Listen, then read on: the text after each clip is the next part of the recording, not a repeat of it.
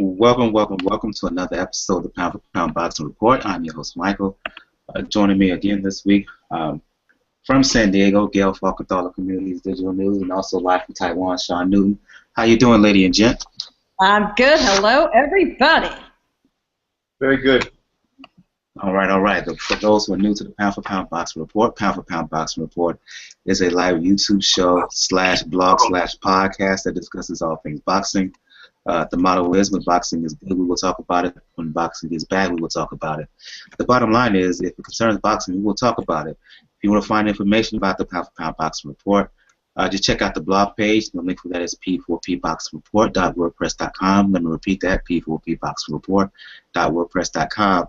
On the Pound for Pound Boxing Report blog page, you will find articles and news and notes and whatnot, and videos, not only by yours truly, but also by Geale Falkenthal, as well as Kayla M. Lewis on Twitter, KBC Live on YouTube, and G+. If you check out the blog page to the right of the screen, you'll find links to what you'll find is Pound for Pound Boxing Report all over social media, all over the interwebs. Links on to find the Pound for Pound Boxing Report on Facebook, on G+, the two G+ pages, Tumblr, Twitter handle is at P4P Boxing Report, YouTube link, the Pinterest board, RSS feed if you want to subscribe to that and check out the show from there. Stitcher Radio, just go on StitcherRadio.com. Just check out Pound for Pound Boxing Report there. That's POUND, the number 4, POUND Boxing Report. Check out the show there and leave a review. Tell us what we're doing good with the show and how can we improve with the show. Also, you got a link to the podcast page on Podomatic where you find previous episodes of Pound for Pound Boxing Report podcast page. The email address is p4pboxingrpt@gmail.com. And lastly, a link where you can donate your account. And I want to thank Geale for recently donating her Twitter account, as well as Mr. Boxing Addict. The link to donate your Twitter account is donateyouraccount.com/p4p Boxing Report. And what happens is, any tweet that comes from the Pound for Pound Boxing Report Twitter page, I try not to inundate, not to give too many tweets because I know they can be annoying to some, but any tweet that comes from the Pound for Pound Boxing Report Twitter page, your Twitter account will automatically retweet any tweet that comes from the Pound for Pound Boxing Report Twitter page. And I want to also say welcome to What You Need, joining us live right now from Trinidad. What's going on, brother? I'm all right. Good night, everyone. Hey, guys. And with that being said, with those issues out the way, where to find the Pound for Pound Boxing Report all over social media and all over the interwebs. Let's get the show started tonight, ladies and gents. Doing a recap, I want to first focus on the doubleheader that took place Friday night, headlined by Amir Khan fighting Chris Algieri. Khan scoring a 12-round unanimous decision over Algieri in New York City. 117, 111 on 2 scorecards, 115, 113 on the 3rd scorecard. I'll go to you on this one, Geale. Yeah, somebody needs to mute their mic.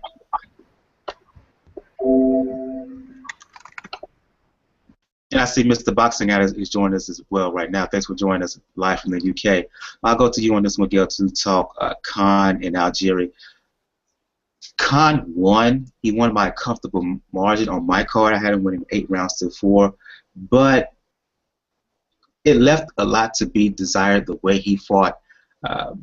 He moved around too much, for my opinion. I mean, you saw early on with Algieri what he was going to do. Algieri now being trained by John David Jackson. His strategy was to come forward and force the pace, make the fight really. And try to use his pressure to, I guess, break Khan down mentally. My problem with Khan in the way he fought, like I said, he moved too much, in my opinion. He didn't need to hop around the ring so much. He could have thrown a lot. His shots could have been harder. His shots could have been more consistent to the body, especially because when he went to the body, he scored and scored effectively. And I think he hurt Algieri a couple of times with the body shots. Khan's trainer, Virtual Hunter, you could see during the fight he was visibly upset with Khan, saying, "Why do you have to move around so much?" See, bottom line for me, Khan could have did the same effective work fighting in a tighter circle without moving around, going to the rope so much. and he could have not only could have done just as good of a job. I think he could have done a better job. And I think he could, if he would have stood there in the pocket, move around not as much, he really could have hurt Algieri and put some serious punishment on Algieri more than he did the way he fought Friday night. Your impressions of Khan's performance, for me, again, a bit uneven. It left a lot to be desired, in my opinion. It did leave a lot to be desired. You know, it's really interesting when you have a fight like this with guys who want to prove something, and you have a winner on the cards, on the score sheet, you know, on the record, and the winner is Khan. But his stock doesn't rise from the win. His stock went down from this win and the way he went about it. On the other hand, the guy who gets the loss on his record, Algieri, his stock went up. He clearly, in switching from his old trainer, Tim Lane, who didn't serve him well at all during the Pacquiao fight, switching to John David Jackson, you can see in the 6 months or so they've been working together how much he's learned. And you think, damn, what if that guy had had Jackson at his side fighting Pacquiao? How much different would the fight have been? Maybe he still would have lost, but it wouldn't have been a blowout like it was. And then you ask yourself the question, okay, if he's learned that much in 6 months, what's he going to learn in another few months or another 6 months? And you find yourself thinking, I really want to see him again. Amir Khan, on the other hand, you know, he won, barely, in my opinion. You know, it was 117 to 111 on 2 of the cards, 115 to 113 on 1 of the cards. I think the score was maybe somewhere in between, truthfully. I don't really have a huge argument with the scorecards since I wasn't sitting right there. But I find myself thinking, do I have the same urge to see him again as I do Algieri? And my answer to myself is, if he's fighting Floyd Mayweather, which is what he wants to do, not really.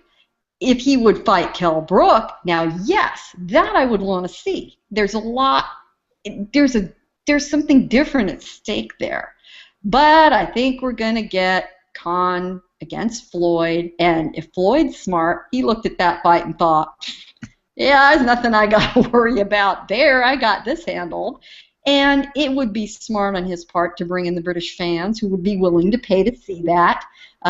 He hasn't burned them quite in the same way he's burned some of the casual fans after he did with the Pacquiao fight. However, funny you should bring up Virgil Hunter and how upset he was during the fight. After the fight, during the post-fight news conference, he said that if Khan fights Mayweather, he does that his own guy, Amir Khan, does not have the boxing IQ that Mayweather does, and the only way he can win is through youth, which was quite an admission about your own fighter. Now, I don't know if that was the psychology to light a fire under him or what, but I found that an extraordinary statement after the fight. That's not good. That's not good to hear from your trainer talking about your fighter in particular. It leaves seeds of doubt in your fighter, and from a fan's perspective, it leaves seeds of doubt in terms of what chance does Amir Khan stand against Floyd Mayweather. Next question is coming to you. What you need? So unmute your mic, please. You like to focus a lot on strategy, on subtlety, nuance, if you will, when breaking down the fight. In analyzing this fight, talk about the different strategy that Algieri brought into the ring, and talk about how Amir Khan and the way he fought and how it made him less impressive in this fight in compared to his performances in the past, particularly his fight prior with Collazo. Right. Well, with Algieri, their plan, John David Jackson and Algieri's plan, was to be the pressure fighter in the fight, to be the aggressor in the fight. Now, Luis Collazo also had that plan, to be the aggressor in the fight with Khan, but the difference is Collazo, he underestimated Khan. Collazo thought he was going to go in there and overpower Khan, but he didn't use boxing skills to get into the inside of Khan, because Khan, his inside game is reasonably good, and Khan admitted that they didn't really work on an inside game for this fight because they assumed Algieri would be on the back foot. So there are a number of factors. One, with Louis Collazo versus Algieri, Collazo was expected to be on the front foot. Khan was expecting that, and they talked about that. Two, Algieri worked his way inside off a jab. Algieri respected distance. So when Khan comes at him, he would take a step back or shuffle back, then move back forward. Okay. Algieri used head movement. He bobbed, he weaved to get on the inside off the jab. He hook off the jab, land a straight right off the jab. Now, having said that, the other thing that was impressive. Sorry? Go ahead. I'm just getting something to drink, drinking some water here. In addition, the other thing that Algieri did, which was very impressive to me, was that he did a lot of body work to slow Khan down. Now, Algieri wasn't landing the cleaner shots. You could see that Khan was more schooled in the cleaner shots. You could tell Algieri was adopting this style because some of the things you could see wasn't natural for him to do, but he was learning to do them. But I think John Davis Jackson and Algieri did their homework on Khan. They knew how to set up certain shots to hit Khan with. Algieri hit Khan with the same sort of shot that Geale hit Durrell with, except it was a mirror image of that. Algieri went to the body, and then he came over the top with an overhand right, and that's what caught Khan the first time, staggered him in the first round. Algieri was able to also left hook Khan, and Khan, because pure boxers, right? Muhammad Ali, Amir Khan, J. Leon Love, pure boxers. For some reason, these guys, they either hook with you and they get hit with the left hook, which is why the left hook is such an effective punch, or for some reason, when they don't realize they're within range and they get caught with an overhand right. So when they throw the jab, you can go over their jab and you can hit them with an overhand right. Okay? You saw even Marcos Maidana have some success against Floyd Mayweather, who's a very good boxer. Not all the time, because Floyd will make the adjustment to make sure that doesn't happen. But the overhand right, the straight right, counter straight right, lead straight right, and the left hook are punches that get pure boxers. They either throw caution to the wind and they hook with you, or just a number of things, because they drop the guard. When you're trying to hook somebody, your guard could drop. Floyd doesn't do it much. Technical boxers like Mike McCollum and these guys, they don't do it. They don't do it much. Pernell Whitaker didn't do it much. Of course, he was a southpaw. But, you know, a lot of boxers, they make that mistake and they drop the guard as they're hooking, right? So Amir Khan, these are fundamental flaws he's had, and because his chin is not the, and this is just a neurological thing, I think because of the Prescott, before Prescott it was happening, Amir Khan, his chin doesn't really hold up to those kind of punches. And John David Jackson and Chris Algieri, they did their homework on Khan, and they set up those shots. Chris Algieri didn't try to just go right hand happy all the time. And when his right hand wasn't working, when his overhand right wasn't working, he adjusted it because he realized that Khan was starting to counter his jab. He adjusted it and started to use the left hook on Amir Khan. Amir Khan. So, yeah, Chris Algieri, John David Jackson, they did their homework on Khan, and they sort of exposed him to show you that it's the same Amir Khan that got knocked down by Julio Diaz with that left hook that was set up. Khan gets drawn into these exchanges, and he gets set up so easily.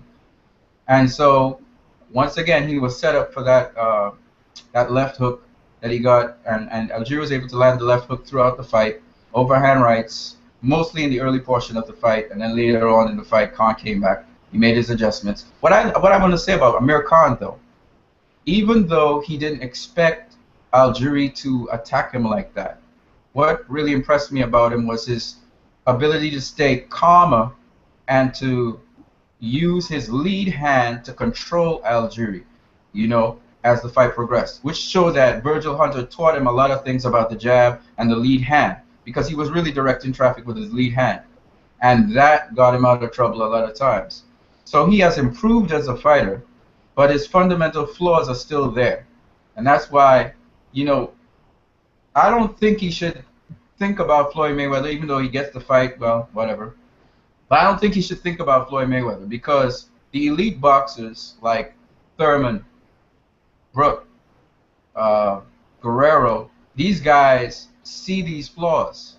And what happens to a boxer and sort of shortens their career is when other guys figure you out. You know, unless Khan could come into the ring a different guy, show different forms of his style, you know, that people don't anticipate, he's going to have problems. But I do believe that Amir Khan is improving as a fighter. I don't think that this fight particularly showed him up as a good candidate for Floyd Mayweather. I think Kell Brook had a more impressive performance against Frankie Gavin, who, though he's a level or so below Chris Algieri, he at least did what he was supposed to do with Frankie Gavin versus Amir Khan doing what he was supposed to do against Chris Algieri. If anything, Chris Algieri, like Geale was saying, he was the guy that was featured in that fight. You know, he was the featured guy. I think his stock went up big time. Let me ask you a follow-up question before I move on to Sean, or to Boxing Addict and Sean.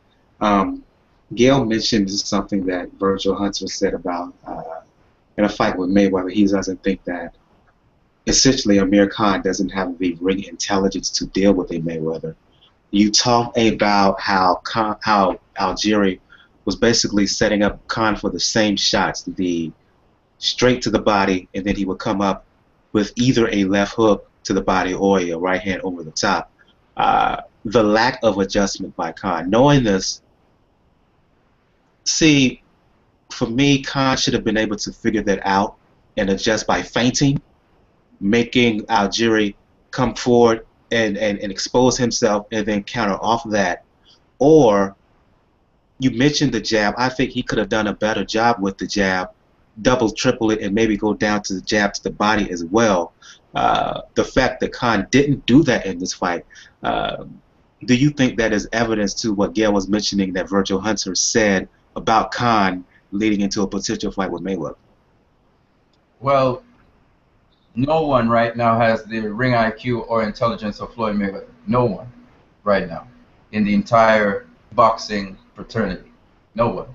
That's years and years and years of repetition, being at the highest level for so long, and on top of that, consistently in season and out of season, honing the craft. No one right now has the intelligence of Floyd Mayweather. So basically, Virgil Hunter admits that Floyd would beat Amir Khan, period.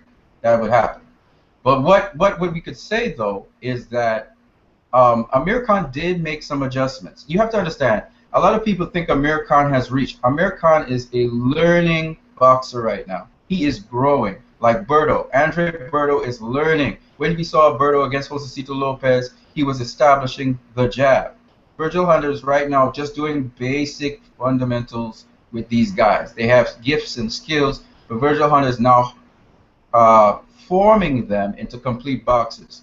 What Amir Khan would learn from fighting Floyd Mayweather is that he would learn a lot about, because when you box someone, you learn so much about boxing in that ring. That's what would happen. It would benefit him in a learning experience. Whether he gets knocked out or not, he would have a learning experience. He would have Floyd's name on his resume. All of these things make him much more valuable, okay?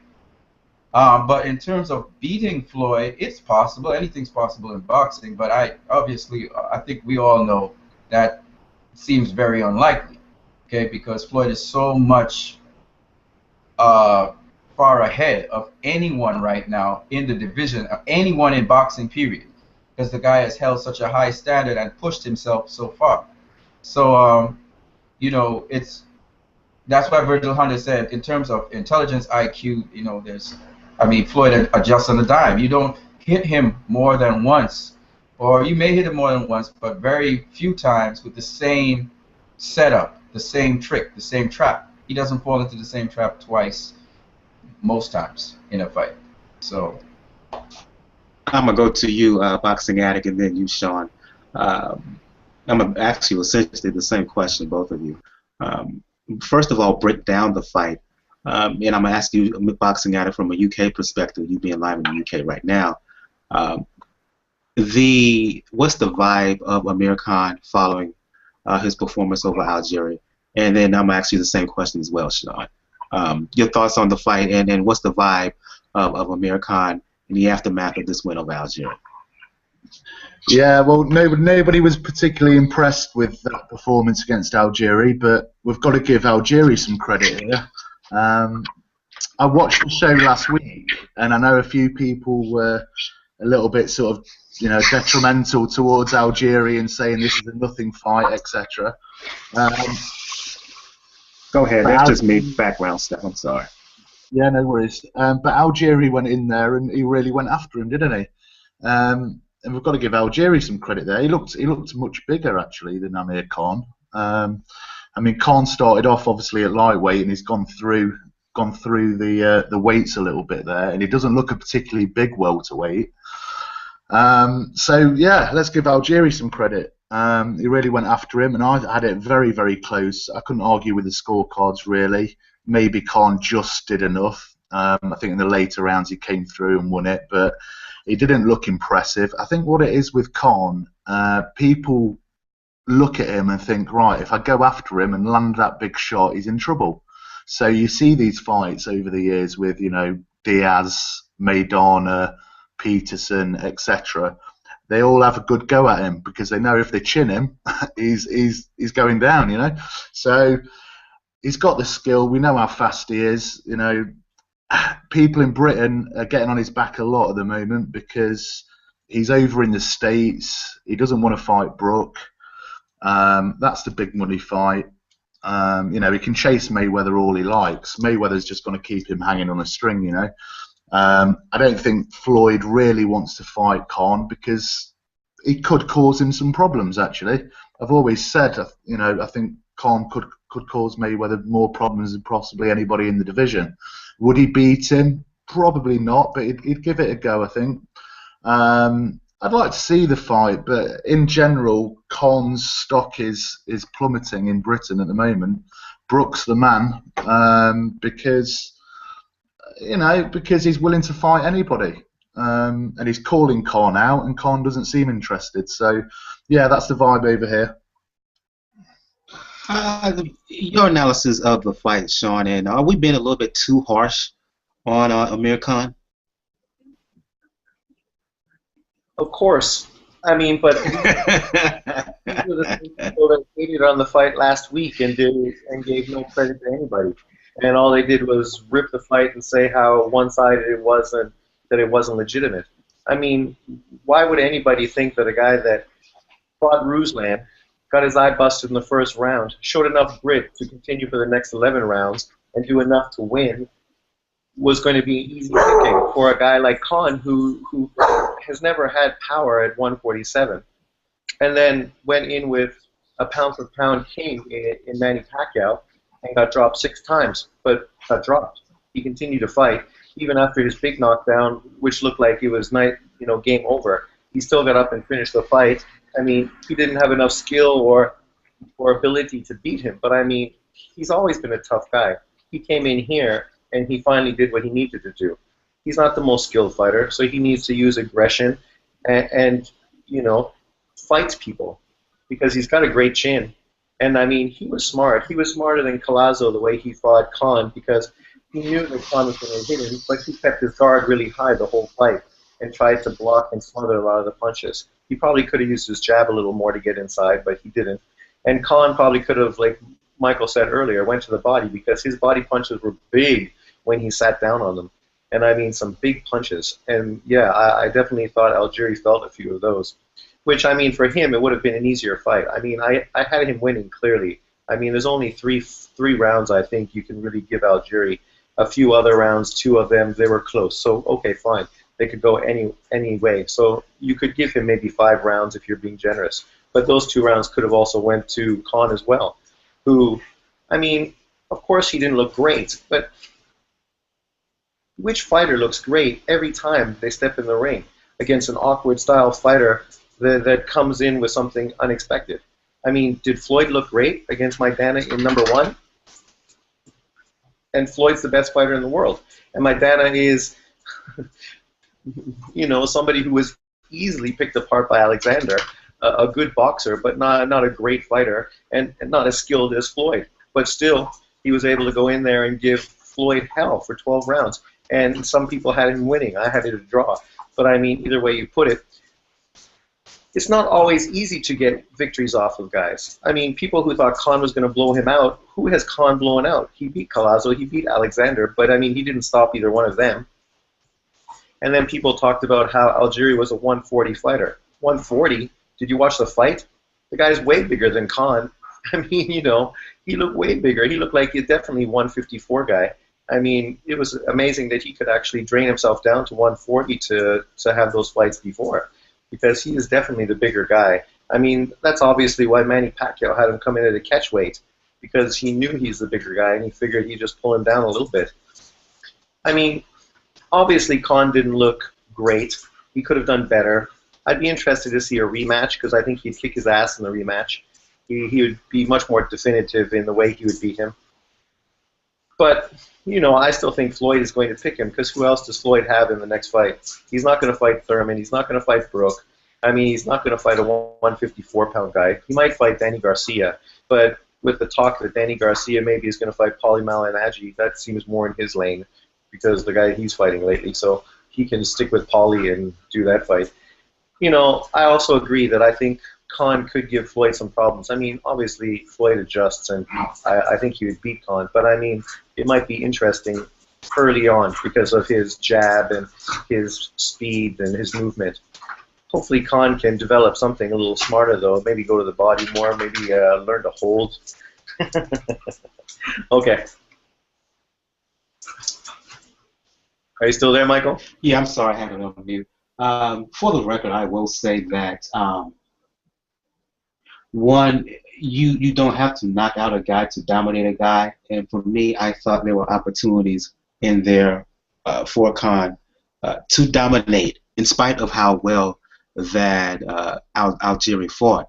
Like I said before, it could have been a greater emphasis on the body. He fought too jittery. His mindset really was too jittery. He was bouncing around too much. So in that regard, can everybody look impressive every time out? No. But in this particular fight, I just thought Amir Khan could have been more impressive, just as impressive as he was in the Collazo fight and that Alexander fight. And there was opportunities where if it happened, he just didn't. Why he didn't do it, I don't know. The fact is, he didn't do it. He could have. He should have. Herder was implore him to do it, but he didn't. But the question after the aftermath, Khan called out Mayweather all over the place, and now just go around the table, around the panel, and anybody can respond. An answer as short as possible. Excuse me. Do you think we will see Floyd Mayweather, Amir Khan, late 2015, early 2016? Yep. What you need? Your thoughts? I don't know. Oh, be bold. Come on. Yes or no? I don't think so. Okay. That's a no. We I got think one yes, one no. I think Boxing Addict, you said no, right? I actually said yes. Oh, you said you think it will happen. Yeah, Sean? I think so. Of course it can happen. That's 3-1. I think eventually it will happen. Not in September, but it'll happen November, maybe early 2016. But I think eventually we will see Amir Khan and Floyd Mayweather. Let's talk quickly about the undercard, and I don't want to get too lengthy here because of time issues. I'll go to you on this one. What you need? We mentioned this fight last week, and we mentioned how it's kind of an intriguing battle. The undercard of Khan, Algieri, Javier, Fortuna defeated Brian Vazquez to win the junior lightweight, to win a belt at 130 pounds. 117, 111 on 2 scorecards, 116, 112 on the third. Now I'll go to you on this one. What you need? For me, Fortuna won as I suspected he would. I thought he would. but he was shaky in my estimation, because Javier Fortuna, he's fast, he's talented, he has excellent movement with his hands and his feet. He has a good jab when he wants to use it. He has an awkward style that's beneficial to him. But in watching him in his fights, there's a lack of discipline. He will be disciplined and throw straight, short, accurate punches for a while, but then he will get wild. He will throw unnecessary shots. He will lead too much. He will lose foot discipline. He will bring his back foot forward, which will leave him off balance, which will leave him square. Talk about this fight and the win, but also talk about some of the problems of Javier Fortuna and his style, and how that can cause trouble for him going forward as he fights potential higher caliber opponents, particularly Gamboa, who he called out after the fight. Yeah, I think Fortuna, they said he was boring when he was being very technical early on in his career. So he decides to give the fans excitement. But I think in giving the fans excitement, he's taking more risk, yeah. But he's, like you said, he's kind of reckless in how he throws punches. There's a certain reckless abandon to him now. And the other thing about it is he's not sharp, really. His punches aren't sharp and crisp and accurate. Even though he is landing on the target, he's looping a lot of shots. Right. You know? And I find he doesn't have the snap that he's supposed to have.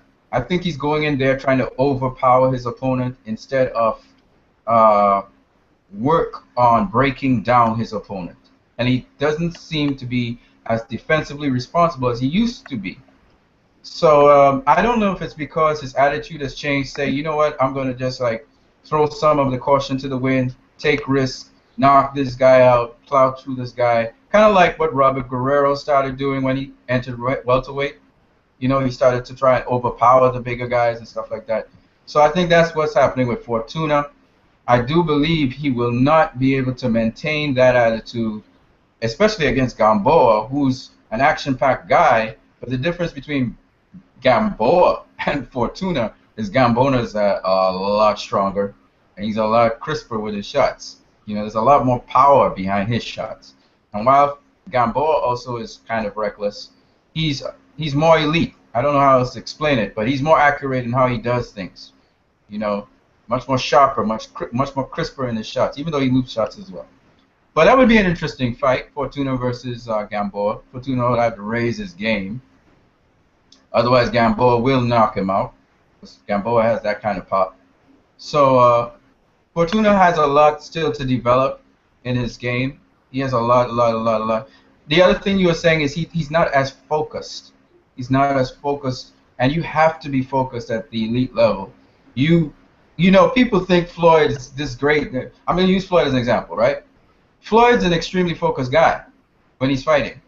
Because the thing about Floyd, people don't understand, it's easy to get knocked out in a ring. It's easy. It's real easy. Right? One lapse in concentration and it's over. So at that level, you have to be focused. You have to be disciplined. And that's a lifestyle. And that's something Fortuna, he has to learn about. And that means he has to get that elite training, and he has to kind of commit himself to boxing. And he has to not think about just pleasing the fans. He has to think about himself as well. You can get knocked out pleasing the fans. Your career can end pleasing the fans. Yes, you want to please the fans, but you also want to have a career. So he needs to be defensively responsible and practice those things. Even though he thinks his opponent won't be able to hurt him, he needs to practice those things. So, yeah, you're right about that. Yeah, we can mention Floyd. I mean, we often go to Floyd, and I don't want to sound a bit caricature here, but that can apply not just to the obvious stylist, if you will. I look at the career of someone like a Froch, who is not the stylist that Floyd is, but he's always responsible. He fights with a certain amount of discipline, not in terms of his training, but in terms of what he does. You think of him as this. A lot of folks will look at him at first sight and think of him as this tough guy brawler, but if you really step back and analyze him, he's not. He's not a brawler, if you will.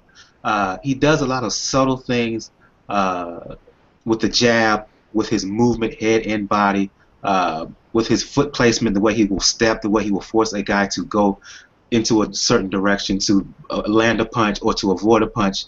That kind of focus is also there too with him that you do not see with Fortuna. It's like he fights with talent and talent alone. And I will go to Sean on this one, and that was my big problem when we were watching this fight, Sean. We talked about it before the show began. He won Fortuna, but it was a shaky performance to say the least. Yeah, I mean, I was never impressed with him. I mean, he has some physical ability, but I mean, as far as a slick boxer, I mean, he's wild, reckless, and I figured once he stepped up, he was going to be exposed. And he was exposed earlier when he fought that Cuban fighter, I can't remember his name, who was a really good boxer, not much power, but I mean, gave him a really hard fight. And since then, he's sort of been off for a while, I think, refining his skills, and then came up to fight this guy who's a solid fighter. And I mean, you know, they're both not the elite guy at that level. I mean, so I don't know what their future holds for either one of them because they're not going to beat the champion. But there's some fights for them, but I'm not really too interested in either one of them. And I don't see Fortuna doing anything except getting knocked out in the future when he steps up. Yes, stay away from a Gamboa, and I will also advise him to stay away from Uchiyama as well, who is very disciplined and who knows how to let a guy lead and then counter right hands and left hook, short, crisp, accurate shots, and he will blow a Fortuna out. I want to move on and go to. I just wanted to say one thing. Go ahead. Adrian Broner was the same kind of, well, not the same, but Adrian Broner, you could tell the difference between Adrian Broner that fought John Molina and Adrian Broner that fought Marcos Maidana. And the key to these things is preparation and repetition. You don't just go off of mere talent.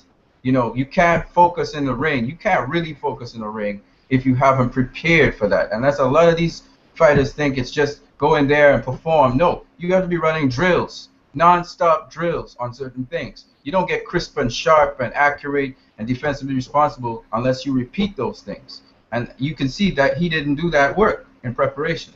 You could tell when they go into the fight. So that's all I have to say. Absolutely. I agree with you 100%. Let's move on, and I'm going to Geale and Boxing Addict and talk about the big card that took place in London the following day, Saturday. The headliner, of course, was Kell Brook, scoring a TKO, 6-round TKO win over Frankie Gavin. I said, Gavin had a shot. We all could dream. That's about all that was, a dream. I'll go to you on this one, Geale, because, look, it was obvious going in that Brook was the superior fighter. It proved to be the case Saturday night. Brook looked like a powerhouse in there, just too big, too strong, too disciplined with his technique. As soon as he stepped on, he really didn't go out of first level here. He stepped on the gas a little bit, and you knew it was over. And Gavin, it was too negative for us, I'm concerned, in terms of the way he fought. This was domination by Kell Brook. He did what he had to do. He absolutely did. You know, it was only a matter of degree with Gavin, poor guy. I give him credit for getting in there. I will give anyone credit for stepping in the ring. But I'll tell you what, the difference in the Kell Brook I saw last summer when he beat Sean Porter and the Kell Brook we saw this weekend was a marked difference in confidence. That guy came forward like a predator. It was impressive. His demeanor, his ring generalship, the guy was in command from the word go. And that's what impressed me more than anything. Not the fact that he won, not the fact that it was a rather dominant performance, but the way he did it, to me, said, I am ready for the big time. And I'm sure that scared plenty of people, including Amir Khan, to the frustration of Brook, who called him out, Eddie Hearn, who called him out, who then next day called him out again more forcefully, with several words that you can't say on American television. And it was a super good performance. I cannot say how impressed I was by the confidence level in this guy from having seen him 10 months ago. He is now at the top of his game, and I look forward to whoever he ends up stepping in the ring with again. I wish it was Khan. I think that would be a hell of a fun fight. It would fill stadiums. It would make everybody involved lots of money, and I am not going to hold out hope to see that. So we'll see who he does step in the ring with, which should be interesting. Yeah, absolutely. I wish it was Khan as well. You know how I've been beating at the drums for that fight. Oh, we all. Every serious fight fan wants to see that fight. Yeah, absolutely. I'll go to you on this one, Boxing Addict. The old adage in the sport is that once you win a title, you can become, 25% better based on the confidence that you get from winning a world title. It looks to be the case with Kell Brook, just piggybacking off of what Geale mentioned about how much more confident Kell Brook is fighting now as opposed to when he first won the title. Impressive. I know Gavin is a couple level below Kell Brook in terms of his ability, in terms of as a fighter, excuse me. But again, I like what I saw from Kell Brook. I liked his mindset. I liked the way he fought. This is the guy who I thought when I first started the Pound for Pound Boxing Report back on the Spreecast days when I said he's just a champion in waiting and I think he has a potential to be a star. This is the guy I was thinking about. This is the guy. This is the guy I was thinking potentially could be that guy. The way he's performing, he looked awesome. Yeah, absolutely. I think going over and meeting Porter in the States has given him a hell of a lot of confidence now. I think he thinks he can go in and beat anybody out there in the welterweight division. When this Gavin fight was announced, I wasn't really particularly happy with it. It turned out to be a great card overall, which made up for it. But Gavin was a world champion, gold medalist in the amateurs. One loss on his record against Pundu on a split decision, I think it was, or a tight decision. So, it was valid, him going in there, I suppose, and getting a shot. But the thing with Gavin is he holds absolutely no power. Go ahead. Are you still there, Addict? It looks like Addict has left us for a second. I'll go to you on this one, Sean. Piggyback on his point in terms of the fight itself, Sean, and how Kell Brook looks to be an improving fighter each time out from the win the win over Sean Porter to the mandatory defense against Jojo Don to the way he fought Saturday. Speak to the improving Kell Brook, Sean. I don't know if I can comment on improvement because, fighting a guy like Porter and then fighting a guy. So, of course he's going to be able to be more dominant and be able to dictate things a lot more than he did against a guy like Porter, especially Porter and his style, which is very aggressive, awkward, all over you sort of mauler. Whereas Jojo Dan and Gavin are more boxers, but neither one of them has any power. So, but let me push back for a second. Excuse me. I just think that you can see it in his face, his body language. But that goes to the same thing. Of course you're going to be more confident when you're fighting two guys that you are much better than, guys that you've already passed that level, and and stepping up in the States in a big fight for a championship against a guy like Porter, you're going to be a little more tentative. It's only natural because, that was his first big step-up fight. And he's fighting a guy who's really aggressive and very strong and going to be on top of him, whereas these two guys are trying to beat him at his game. And neither one of them is as good as him, and neither one of them has the power to keep him off. So I think he feels pretty confident, especially with Gavin, because he's seen him box, and now he's probably sparred with him, and he knew what he was getting into that fight, so he was not worried at all. He was thinking, yeah, this is easy money, no problem. It's a good fight to keep me busy before I step up to one of the bigger fights. Now the talk is him against Rios, which, it's a good fight. A lot of the problems with, and it's not a problem because American fighters are the same. So, once you win a belt, you're more prone to have dudes come to your backyard to fight you. So, it's going to be harder to Brook to have those big fights because those American names don't want to go to England to fight him. And at this point, he's the champion, so why is he going to the States unless it's going to be for huge cash? So if he can get guys like Rios to go over there and fight him, that's probably going to be the level of fighter he fights. Probably not going to get to see one of the other guys, a champion, until it's like more of a super fight. But, yeah, that is what it is. He looked good. But, I mean, I want to see him step up against a top 10 caliber 147 fighter. Because those two guys he fought, neither one of them is top 10. I mean, neither one of them is top 15, maybe not even top 20. So, it's hard to judge his fights based on those two fights. I see Boxing Fanatic has rejoined us. Finish up on what you were saying about the fight, Sean. Your analysis. Boxing Fanatic, your analysis of the fighting of Brook's performance. Unmute your mic, Boxing Addict. Unmute your mic. Yeah, apologies for that. Can you hear me? Yeah. Yeah. So yeah, all I was saying was really, Kell's had a lot of these problems over the years that we've talked about, various incidents, and it was a bit of a sort of playboy going out and doing things that he shouldn't have been doing. But since going out there and beating Porter, he now feels that he can beat anybody. And Eddie Hearn's got him on the straight and narrow. He's making him a lot of money. I think he's he's a family man now as well. So yeah, he's on the up.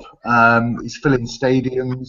He's topping bills. He's a pay-per-view fighter here now. So it's just going to be big fights all the way for him if he can get them. And to be honest, apart from Mayweather, when Mayweather goes and retires, Kell's probably the money man in the division. So people will hopefully come to Britain to fight him. Even more so than Thurman? Yeah, why not? I mean, is Thurman a pay-per-view fighter in the States?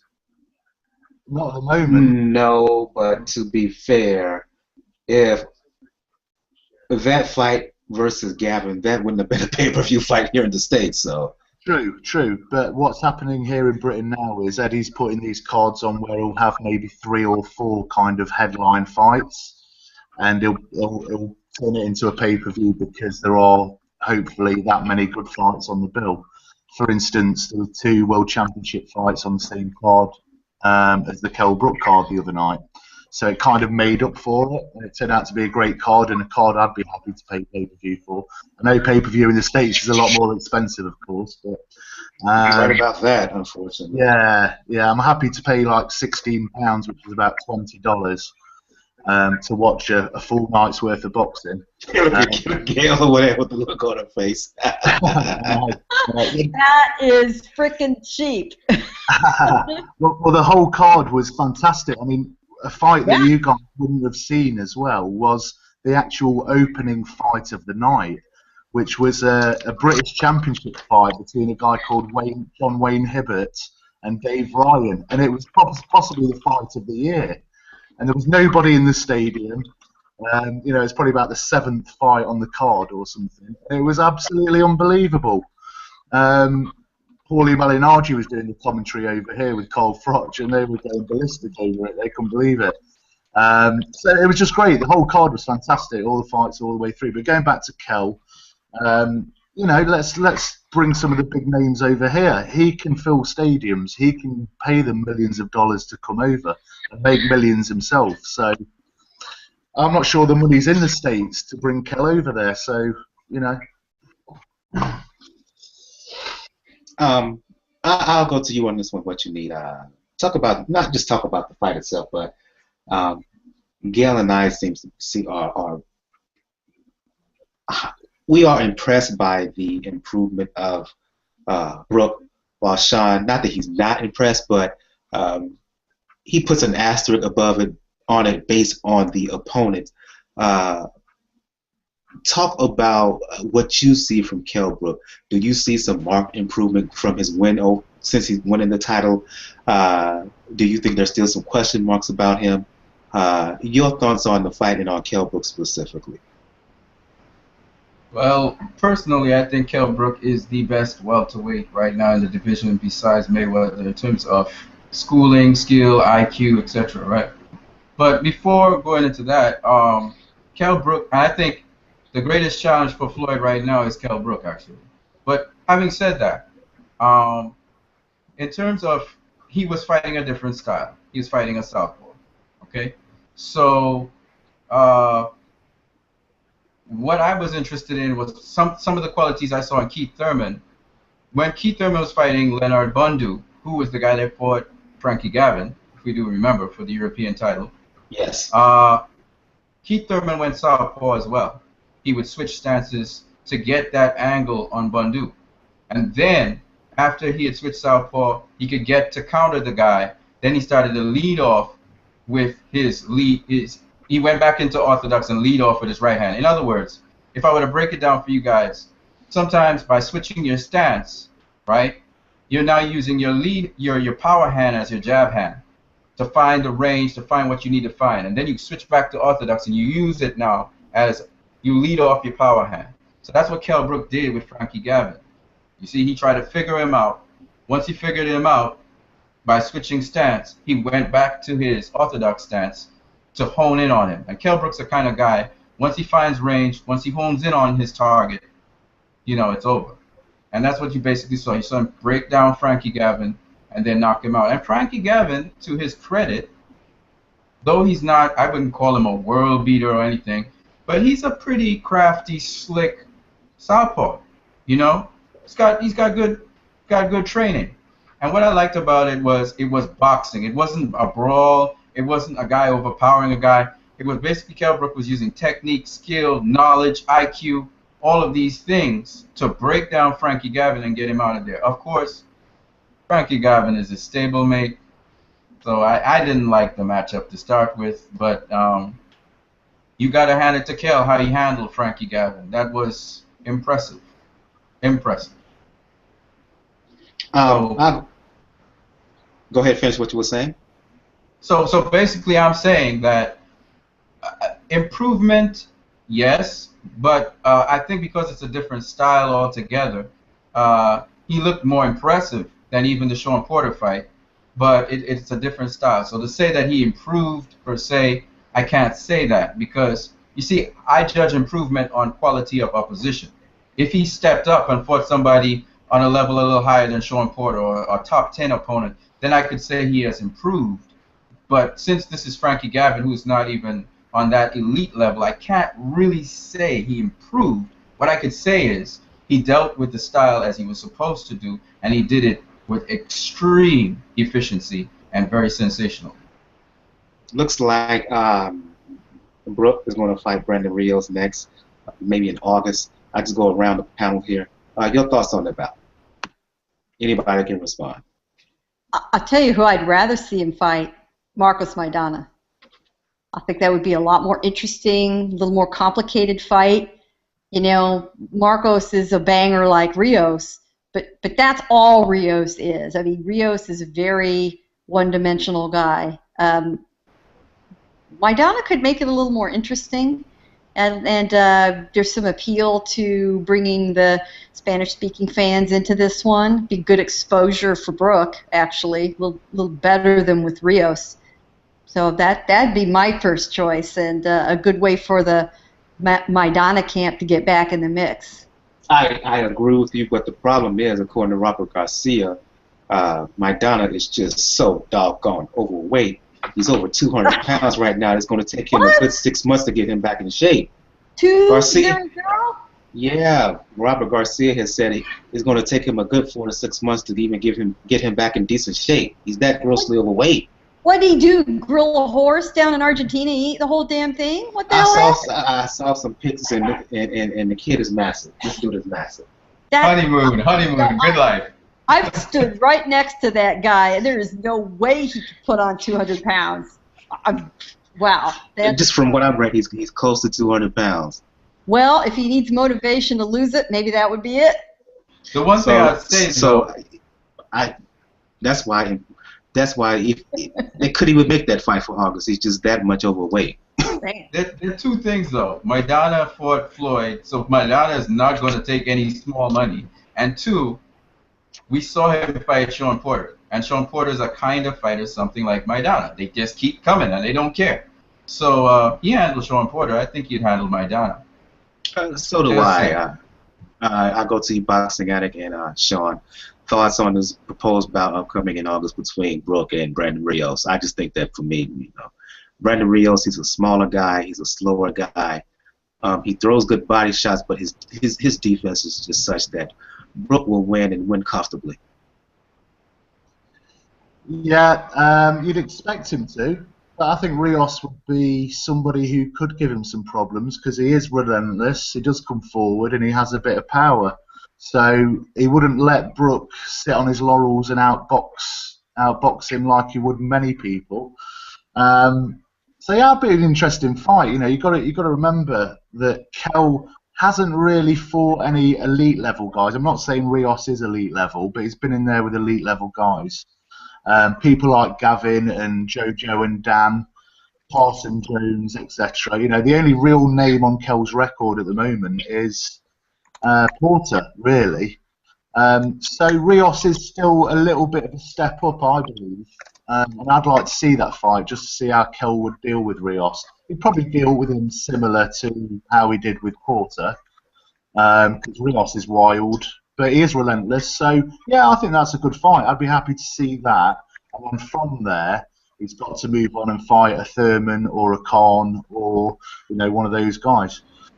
How about a Diego Chavez? That's a skilled fighter. He's a guy who can fight on the inside, on the outside. He can box. How about that matchup? Yeah, he's relentless as well, isn't he? Well, he's not necessarily relentless. He's a boxer from Argentina. He can go on the back foot. He can come on the front foot. He's skilled. What do you think of that? He can, yeah. I'm not sure he's as big a sell as Rios. I think people in Britain know Rios a bit more. So I think that would be more of a selling point to bring Rios over. But I'd like to see the Chavez fight. I think similarly they could. I'm not sure Chavez is on a level boxing-wise as Kell. I think Kell could outbox him quite easily, from what I've seen of Chavez.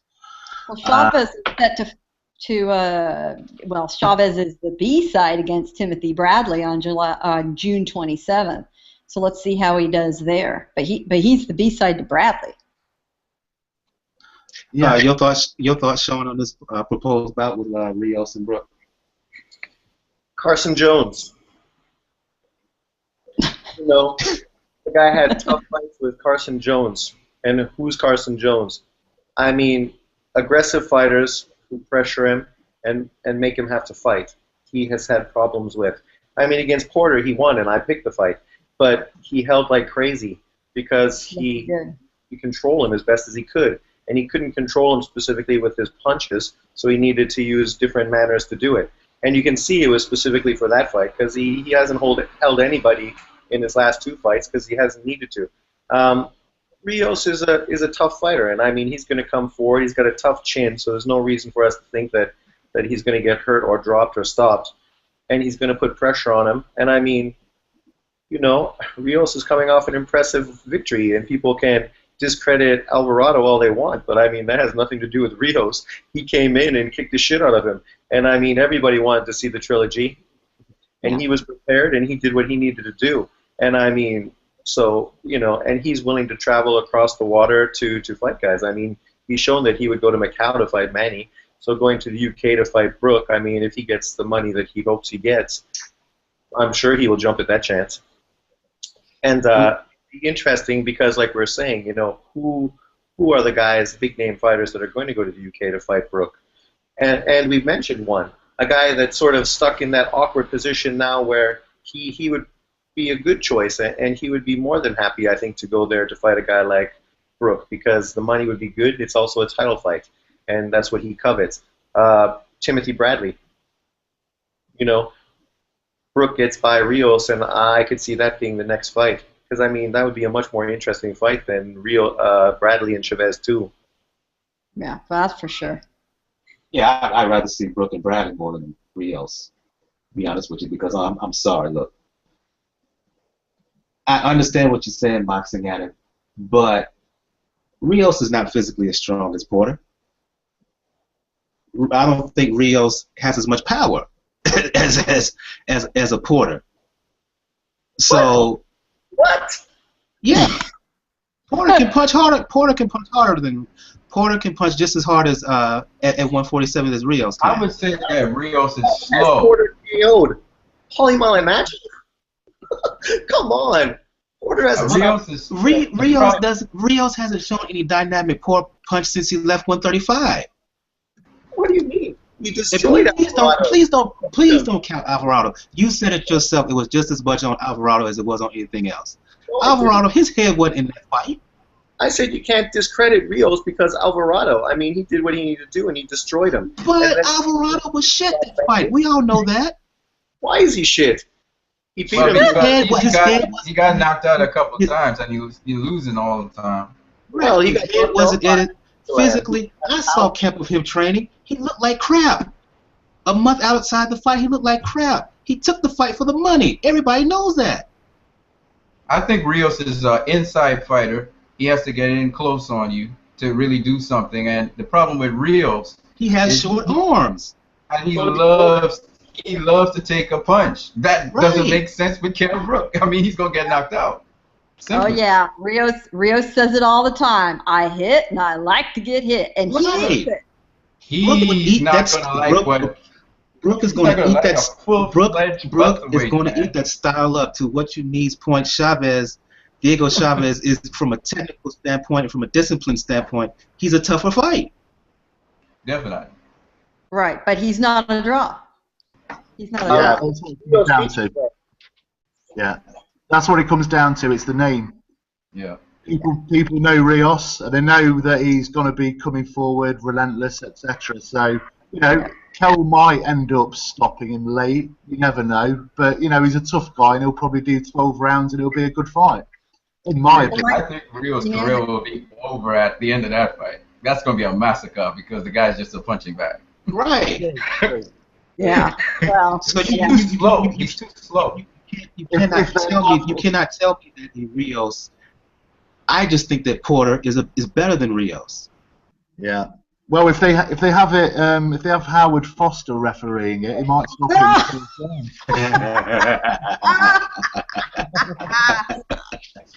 Rios wouldn't be happy about that.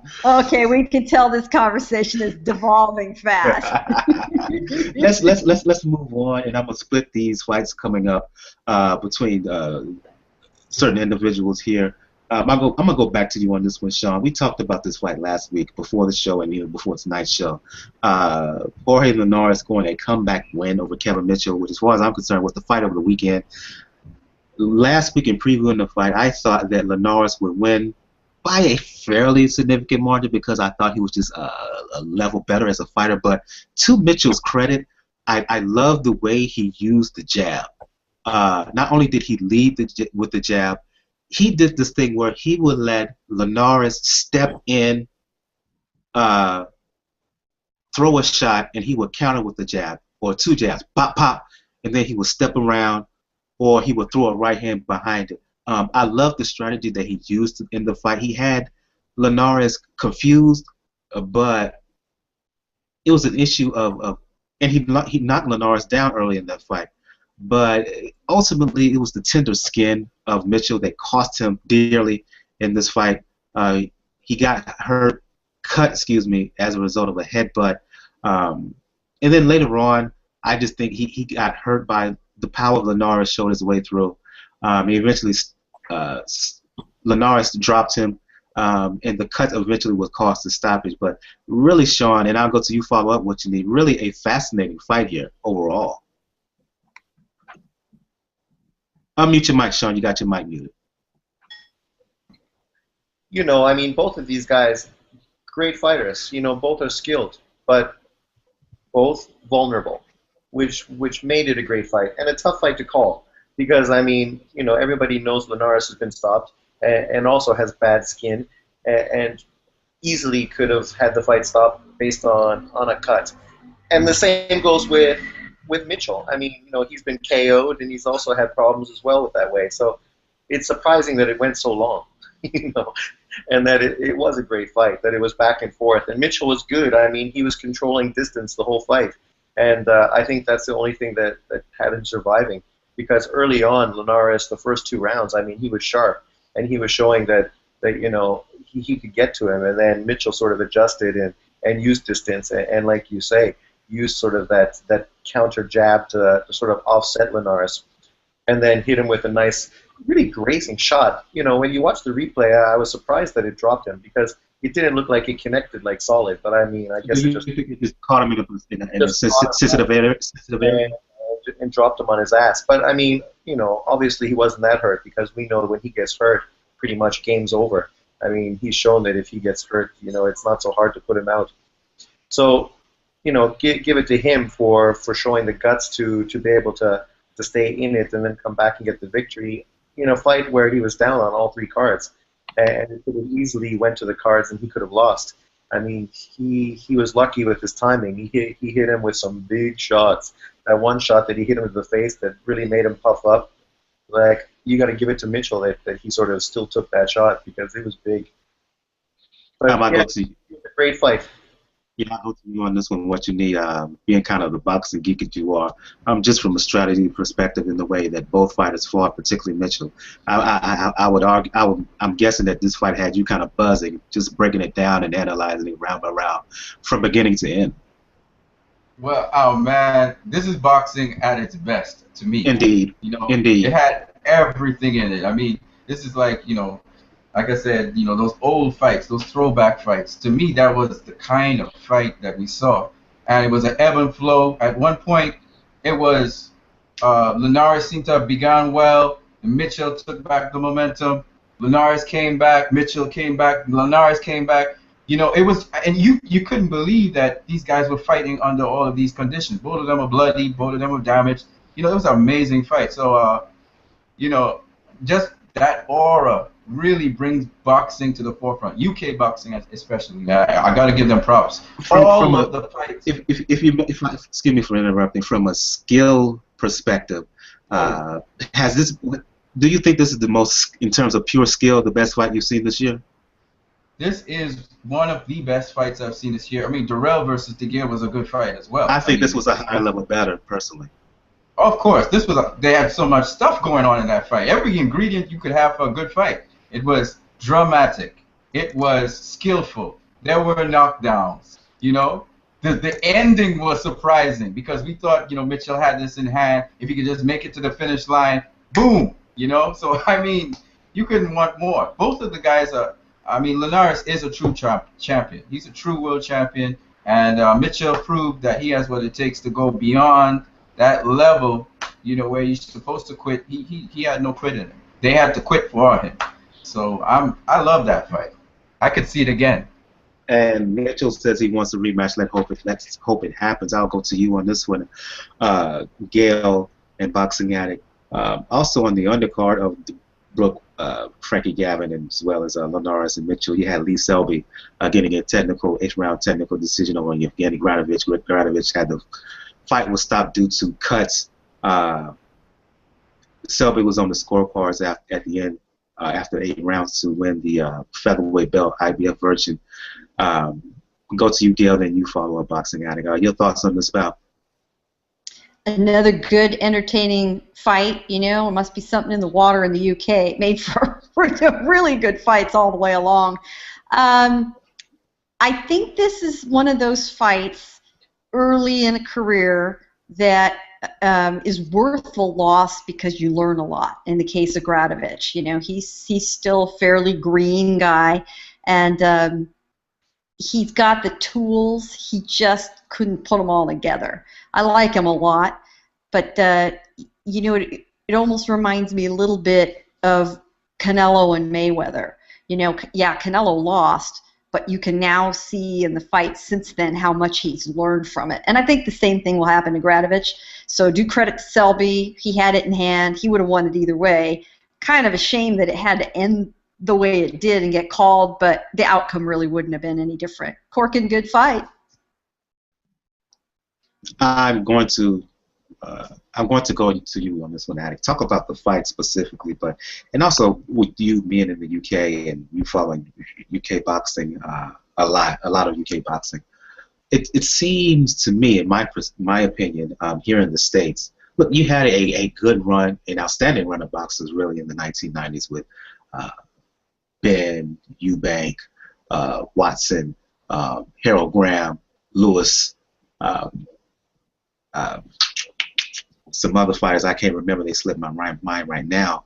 But over the last, I would say, 5 to 10 years in particular, well, Hamed, that's what the other fighter I'm thinking about, with Kell Brook, with Amir Khan, with Mitchell, with Lee Selby, Geale, Groves, Frotch, a succession of high-quality British boxers that spans all divisions. What do you think is the key for this really rise of the UK fighter, of the British fighter specifically? I think sort of many years ago, with London getting the Olympics, we started to put a lot of money into the Sheffield Institute of Sport, and boxing became quite sort of high on the agenda. And they started bringing these guys through. You know, we've always had the odd very decent boxer or world champion that comes through. You know, we had McGuigan and Calzaghe, etc., Ben and Eubank when they were around. But we've never really had a lot at the moment. And for Calzaghe, I'm sorry, I didn't mean to interrupt. I should have mentioned Calzaghe's name. He deserves it. He deserves it. Sure. Right. Yeah, and you know, so there's all those guys. Hamed, of course. There's always been a couple of gyms dotted around England and Wales where we produce some decent fighters, but it's gone absolutely, you know, crazy the last few years. Eddie Hearn's basically got in there with Sky. Sky have really pushed boxing. They've got the 24-hour sport news channel that anybody who's into sport watches religiously, and they've got pieces about boxing on there all the time. He's building his shows, he's building his fighters. He's now got a stable of guys who, I mean, I'm not sure how many world champions he's got in his stable at the moment, but he's always got some guys on the periphery about to fight for a championship or defending the title. We've never seen anything like that in Britain.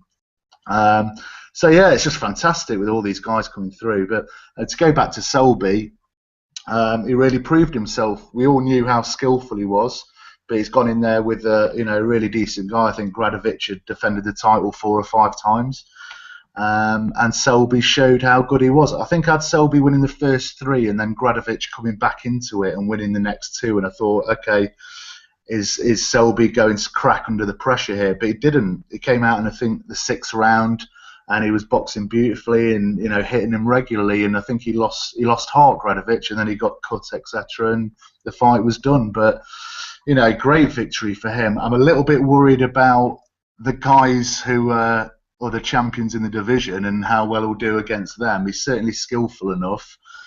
Power-wise, I'm not sure he's really there, but I'm not sure I'd fancy his chances against a Lomachenko or a Walters, to be honest. But he's deservedly champion, and looking forward to seeing him get out there again and fight some of these top guys. It'll be interesting.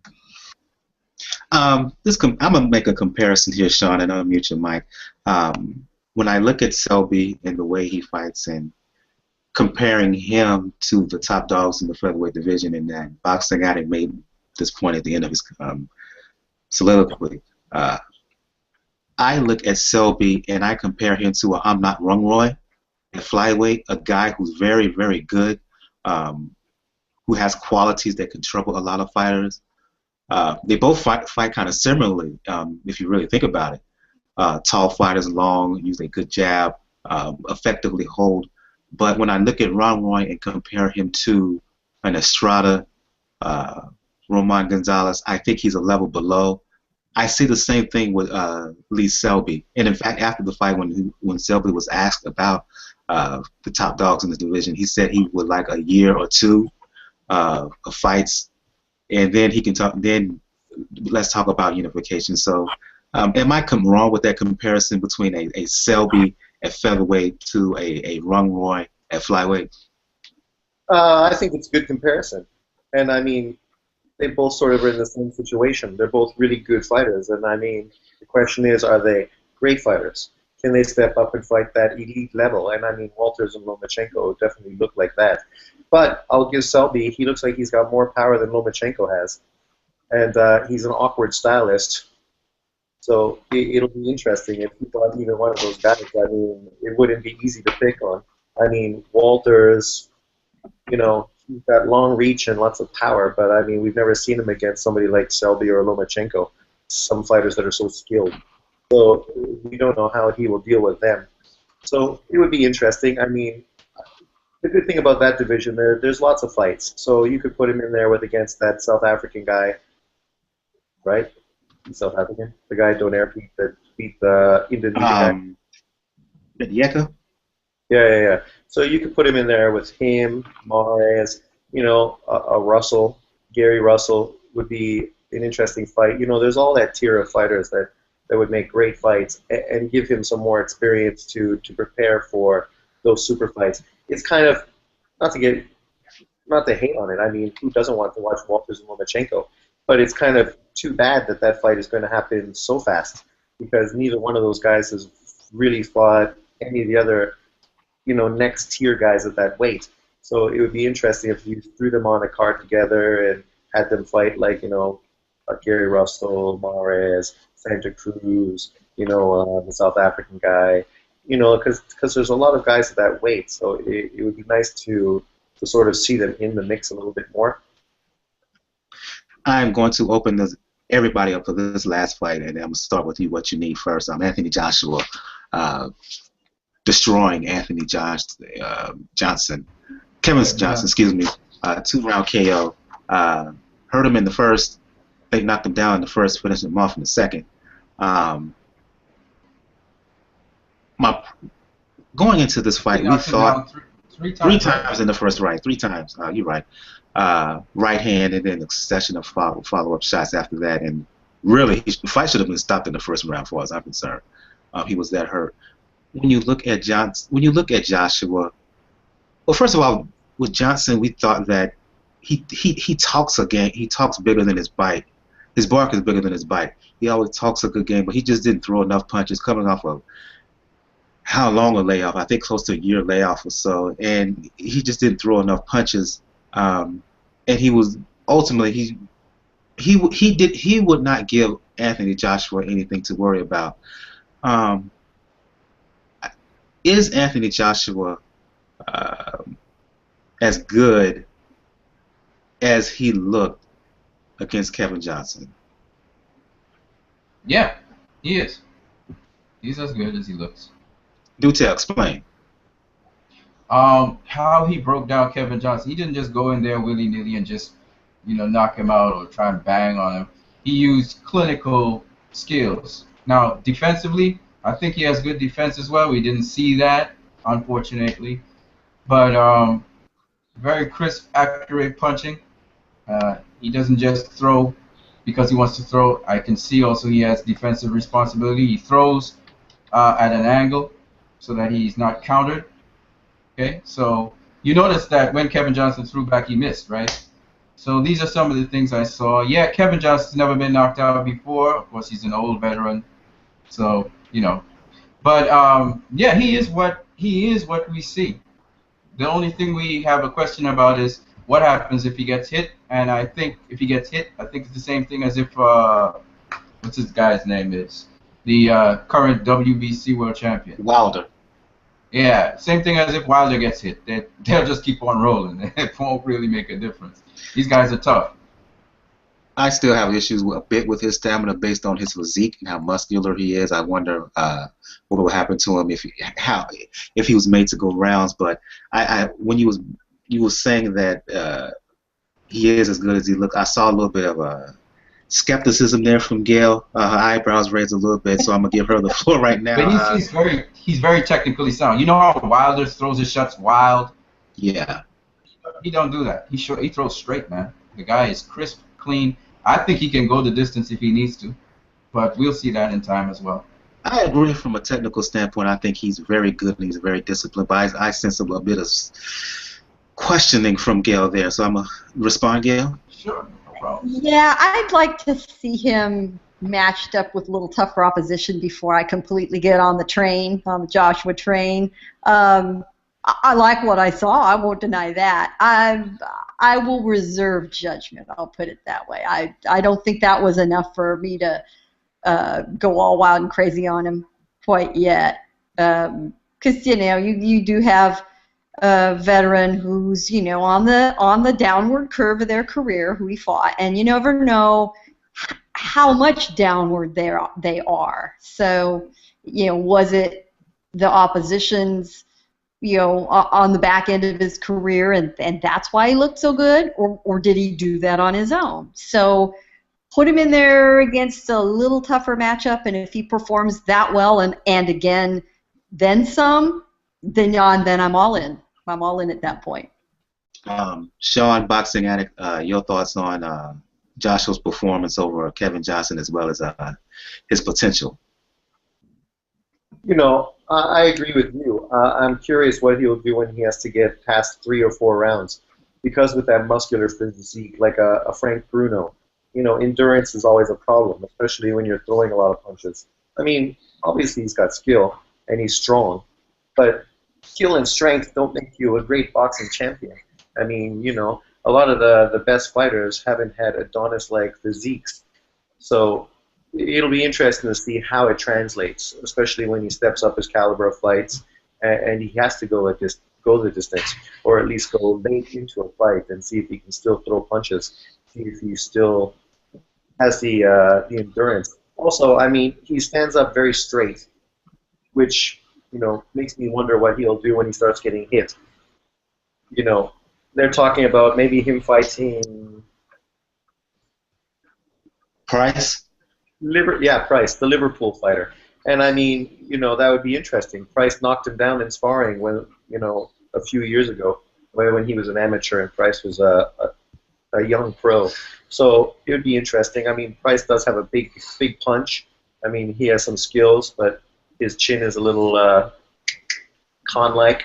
So it'll be interesting to see what he did, if he could school the young lad, or if he'd get knocked out quick. It'd be a good name on Joshua's record, that's for sure. A better name than the people he has there now. You know, with all these fighters, I mean, the question is, what happens when you step up your level of competition? The same with Wilder. I mean, he fought Stavern, but who's Stavern? I mean, his biggest fight was beating Areola. And you know, he looked good beating Stavern, but what's he going to do when he steps up in caliber? I mean, I like him, and I would love to see him do great for the States, and he would be excellent. Have a great fighter in the States, have a great fighter in the UK, build a super clash down the road. But you need to fight good quality opposition. You need to develop. The problem with Joshua, I think they're sort of pushing him to step up because there's all this hype behind him. So he might get pushed up a little too fast, a little too soon, and you know, get an early loss on his record because of that. Unlike Wilder, who was sort of babied along the way and was never sort of led any sort of top quality guys until like really just the last year and a half. And he's done well. He's done what he's needed to do. He stopped guys. So, you know, it's all a chess match, right? How do you work them? How do you build them up? How do you give them the skills they need to become real champions, and not sort of expose them too early to skilled fighters that are beyond them? Your thoughts, Boxing Act? I know I was watching the replay from the UK feed. Jim Watt and others were like, he's a top 10 heavyweight right now. They were saying that they don't think there are 10 heavyweights who can beat him. There are 10 heavyweights in the world who can beat him right now. Your thoughts on the progression of Anthony Joshua? Yeah, no, I totally agree with that. I really do think Joshua is the real deal. A lot of people are saying, a lot of his detractors are saying he's maybe a little bit robotic, or he's gained a bit too much muscle, a bit like Frank Bruno was, you know. But there's a big difference between Bruno and Joshua. Joshua is actually highly skilled. He's a lot more athletic, and he has the punch that Bruno had. So I'm a big believer in him. I think he'd beat just about every heavyweight out there at the moment, or maybe a Klitschko, you know, Fury, Wilder. Apart from those three, I think he'd beat everybody. He was actually on Ringside Show today, which is Sky's sort of weekly boxing show, and they had Joshua in today for an interview. And he's a really grounded guy. And he was asked the question whether he would fight Klitschko now, and he said no. He says, I'm not ready for it. He said 18 months to 2 years, and I'll go in with anybody. But for now, he's happy to sort of just run through the ranks and get those big fights. They're talking about maybe Chisora next or Price, and that's another step up. If he can beat one of those two, then 2 or 3 fights time, he's ready for a world title. I want to move on. Well, it wasn't really much news until Sean kind of broke a bit of news, possibly regarding Frankie Garcia, and I'm going to give Sean the floor, and he can talk about it, and you guys and lady and gent can respond. What you were saying before the show about possibly Mikey Garcia and his return, Sean? You got your mic muted, Sean. Unmute your mic. Yeah, there's talk. I mean, I don't know how confirmed it is. I mean, it's just rumor at this point until something on a national media comes out. But there's talk about Garcia against Paulie Malignaggi. I'm not sure if it'd be another catchweight for Garcia or if he would use this as his, like Broner did, his step-up fight to 147, which in that sense makes sense. Paulie is not really a big threat at 147, and he's not the strongest guy or the biggest guy at 147. So for Garcia to step up against him, it would be legitimate. But I mean, if it's another catchweight fight, I can see that won't go down too well with people. Go ahead. Go ahead. Well, I was just saying, it's interesting. It's an interesting fight. I mean, I'd much rather see that than see Garcia get a fight with Floyd. Your thoughts on this Mikey Garcia, potential Mikey Garcia, Paulie Malignaggi bout? Anybody can respond. I think Paulie needs to stay in the broadcast booth. I mean, seriously, who are we kidding? It's time. Word. And Word. Yeah. You know what? I enjoyed him working the Sky broadcast this weekend. He's damn good. He really is. I never thought I'd like him as much as I do, but that's where his future lies. He would be an idiot to do anything to put that at risk, like getting smacked around. So, no thank you. Not like that's going to keep it from happening. You know, these guys want to stay in as long as they can. I get that, but I really think Paulie needs to hang it up. That being said, Mikey Garcia needs to get back in there and get visible somehow.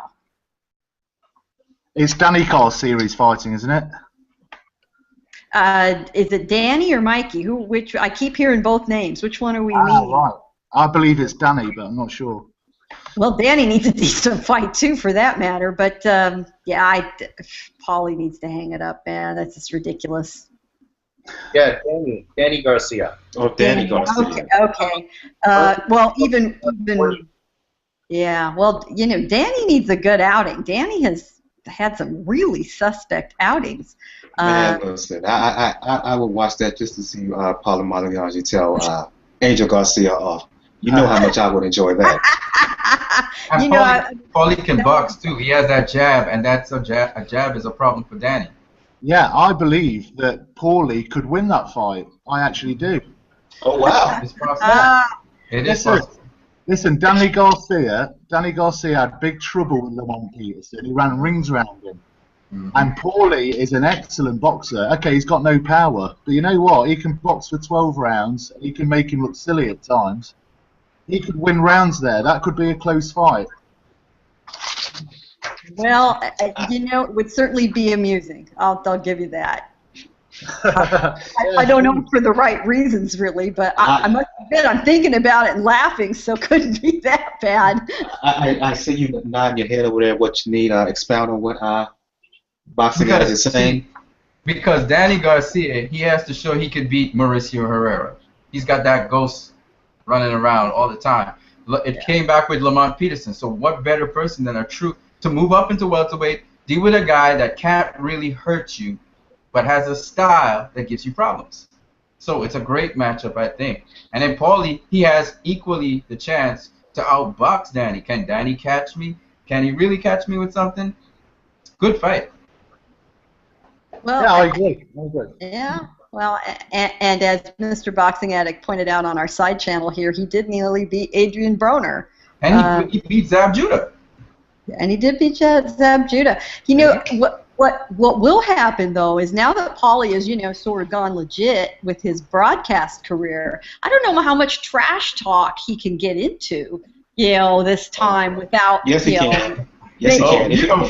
Look. If he can trash talk Pacquiao as much as he's been doing on Twitter and whatnot, he can certainly talk trash to the Garcia, particularly Angel. And I would love to see that. Yeah, I think, the smart thing is you don't take on Danny, you take on Angel, And Danny has said for years, I know my dad talks shit, and so far I've been able to back it up, so he isn't too worried about it. But, Paul doesn't have to watch it or his bosses are going to get pissed at him. That would be a big fight. That would be a huge payday because you're talking about superstar and Danny Garcia. Everybody wants to see Danny get beat. So it could be highly interesting. Here's the problem. We have seen Danny get beat. Well, I mean, officially. Yeah. Because he look. A lot of people thought that Peterson beat him, and upon watching it the second time, I thought Garcia beat him. But most folks feel that Herrera beat Garcia and beat him quite clearly. So Herrera absolutely beat him without question. He got robbed. The same thing that Paulie does. That's what Paulie does. So I don't know. It could be an interesting matchup, especially for Danny. What was very entertaining was watching the Garcia-Peterson fight, and Herrera was on Twitter making comments about it, and he's still really bitter, really bitter about it, and I don't blame him, because then he got robbed again in his following fight. The guy did not catch a break last year. He got screwed over with Benavidez getting that win, and I was there for that one, and the place went nuts, and then Tyson Cave wins, and that set off Teddy Atlas on an epic rant that on YouTube everywhere. So. Between the two announcers, Teddy and Paulie, these two guys they say it like it is, boy. They're unedited. Yeah, they absolutely do. Well, okay, maybe you guys are selling me on this. I could be brought along. We'll see. Let's move on and preview the fights that's happening this weekend. The main bout, of course, is Miguel Cotto returning to the ring on Saturday, fighting in New York City, defending his belt against former middleweight title holder Daniel Geale. Bout is at a catch weight, and I'll go to you on this one, Sean, and you have kind of a bit of a surprise prediction here. Correct me if I'm wrong, but I believe you're going to pick Geale here in an upset. But the issue that's been happening over the past day or so is that rumors have been popping around that Geale may have an issue getting down to the 157-pound catch weight. So your thoughts on this bout? Expand further on your prediction of Geale winning this fight, as well as the rumors of Gale's having issues making the weight. You ruined my surprise. I'm sorry. I mean, my prediction was prior to hearing that Geale was having struggles to make the agreed upon catch weight, which is an interesting issue in itself. I mean, I think if Geale comes in and he makes weight and he's not drained, that he will outbox Cotto, who hasn't beat anybody since he's moved up to 154. I mean, Sergio, we can't really count him. And then Margarito, he was also damaged goods as well. So his two best wins are against damaged fighters. And then the only legitimate guy he fought, he was easily outbeat by Trout. So, I don't think he will have the skills or the ability to outbox, and I don't think he will knock Geale out. He's not GUG. He's a smaller fighter, and Geale's the bigger guy. And, he's not a bum. He's a two-time champ. So I think he would be too awkward and too skilled and too big for Cotto. But that's under the guise that he's able to make weight. It'll be interesting to see what happens if he can't make weight. Does that mean Cotto's going to call off the fight? I mean, if he's not a diva now, with all the stuff that's been going on and all the comments he's been saying, if he canceled the fight because this guy couldn't make the agreed upon weight, what is it, 157? Yeah. Yeah, say he can only come in at 158, and then he would cancel the fight. That would be the king of diva moves ever. But we will see what happens. I mean, if you're going to move up to 160, you can't cry when 160 guys can't make 157. Go to you on this one, Boxing Addict, and then Geale. Your thoughts on this bout with Geale and Cotto, as well as the issue, rumors of Geale having issues getting down to the catchweight. Yeah, I totally agree with what Sean was saying there, really, with Geale being the bigger fighter and the better boxer for me. I think he can win rounds against Cotto and possibly win that fight on a tight sort of majority decision or something like that, possibly. I'd quite like him to do it as well and kind of spoil the Cotto party a little bit, because Cotto should be fighting Golovkin, or he should be going out there and fighting, Canelo or whatever. He's taking Geale because he thinks Golovkin's hammered him, I can go in there and beat him the same way, and I don't think he will. The only thing that might help him a little bit is, again, the thing that he's got in his favour, which is bringing it down to 157. Will that be an issue? I don't know. I don't think so. I think Geale will still be able to make the weight and shouldn't be a problem. So looking forward to that one. It's going to be an interesting fight that could go either way, but I think Geale could win a decision there. Geale? I think Geale does have the tools to do it, but it's going to be decided on the scales. I mean, if Geale can't make weight, you're right. Cotto has gotten to be a real diva. Some spell the word diva P-U-S-S-Y these days. Welp. Yeah. Welp. So, yeah, if Cotto really wants to pull rank here and say, oh, well, you didn't make the weight, screw this, I'm not fighting you. I mean, he'd be within his rights to at this point. But the truth is, he probably shouldn't have agreed to it in the first place if that's the case. So, we'll see if he goes forward. The problem with this fight is it just really proves nothing, because the guy that everyone wants to see Cotto fight is Canelo. And then everybody wants to see the winner fight Golovkin. Well, here you have Cotto feeding the guy who was already beaten handily by the guy. So no matter what he does with Geale, it's going to be compared to what Golovkin did against Geale. And he's not going to look good unless he matches or exceeds what Golovkin did. And that was a great fight for Gennady. So this is just a lose-lose situation for Cotto all the way around, unless he wins in spectacular fashion. He can't just win. If he looks less than in winning, he's dead. Reputation-wise. I'll go to you lastly, what you need. Give a breakdown of this fight, assuming, of course, that Geale can make the weight and recover to be strong by the time he enters the ring. He's not too weak and weight drained, as Sean says. Give a breakdown of this fight. Well, Cotto has a weird style himself. Geale is somewhat awkward, but the thing about Geale I noticed is he's not a very sharp fighter. You have to understand, Cotto is an elite fighter. And you're going to see the difference between an elite fighter and a good fighter. And Geale's a good fighter. He sure ain't an elite fighter. You'll see what I mean. Now, in terms of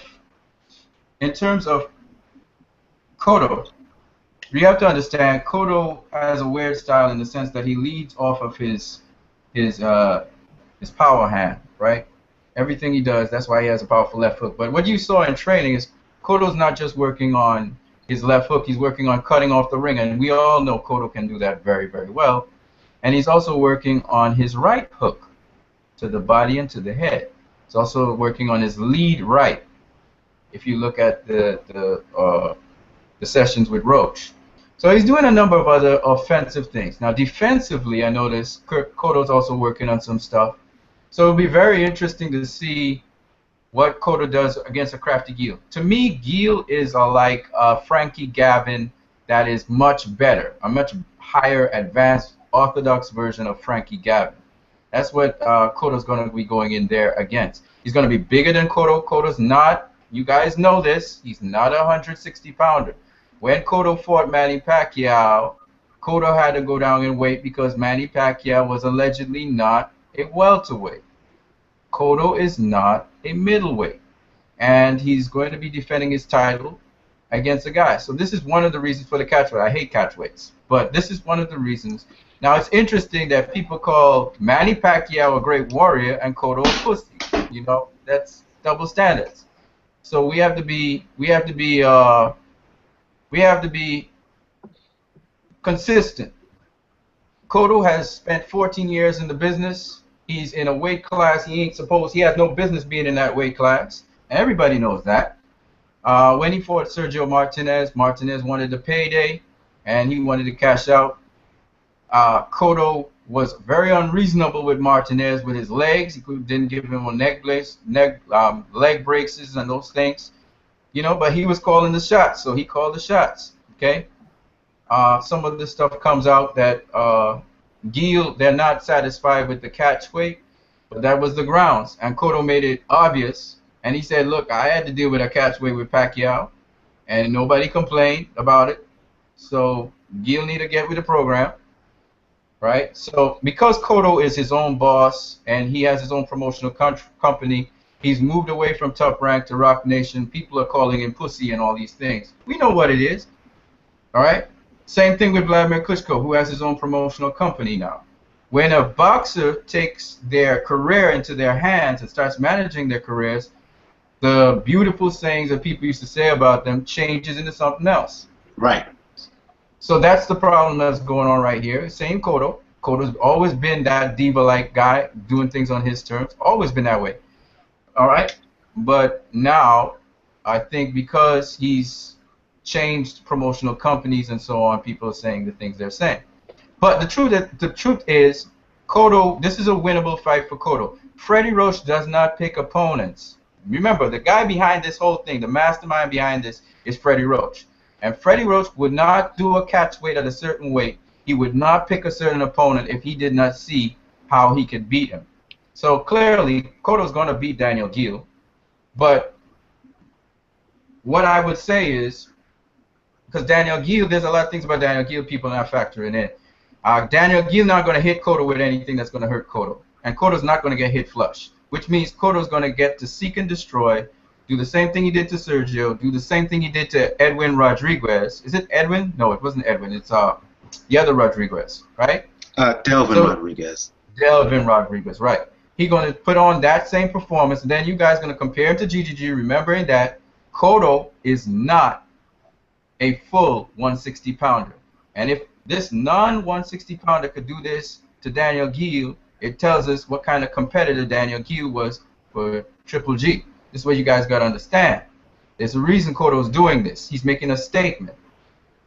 Whether he gets this guy out in 8 rounds, in 12, nobody expects Cotto to knock out Daniel Geale. So if he knocks out Daniel Geale, it says something. If he knocks him out early, it says something else. Okay? That's all I got to say about that.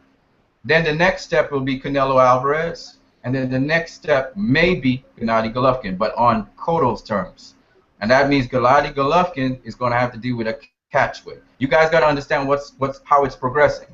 So I think that's what's up. So that's Miguel Cotto. He earned it. He got the star power. I don't agree with catch weights. I don't like them, but that's what he's doing. And that's the route he's going. And I can't call him a pussy. I'm not going to call him a pussy because the guy has a career that's long and extensive. And, you know, people weren't thinking about these things until Sergio Martinez fight, where Sergio Martinez had bad knees. But he's fought a number of guys who have been crippled in their feet in his career. People never noticed this. Go back, look at his career, you'll see. He's fought guys who have been compromised with weight before. This is not the first time. But nobody paid attention to that. So all I'm saying is, Miguel Cotto is the same Miguel Cotto you know, but he's decided, I'm going to do this on my terms. I'm the A side, and he's pulling rank on people, and that's what's up.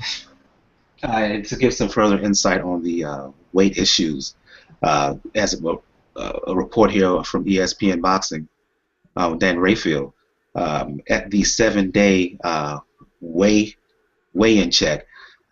Geale weighed 167.5. Cotto weighed 163.5. And according to Gary Shaw, Geale's promoter, I'm going to quote him here. He says, "I have a problem with catch weights. We accepted the catch weight of 157, and I'm not here to complain about the catch weight. We're going to make the weight. It's going to be tough. I believe that if a fighter wants to fight at any weight that he wants to fight at, he has that opportunity. But he shouldn't stop the opponent from fighting at a sanctioned weight, which is in this case is 160 pounds. So there you go." He went on to say, let me read, "If you're fighting for a title like a middleweight title, 160-pound title, the weight limit is 160 pounds. So I just find it funny. I signed, and I'm going to make the weight, but I'm saying that it should be at 160. I'm not going to whine about it, not going to complain. But that's the way it is. And hopefully in the future there aren't too many more catch weights. But we take it on the chin, and I'll be 100% ready for the fight."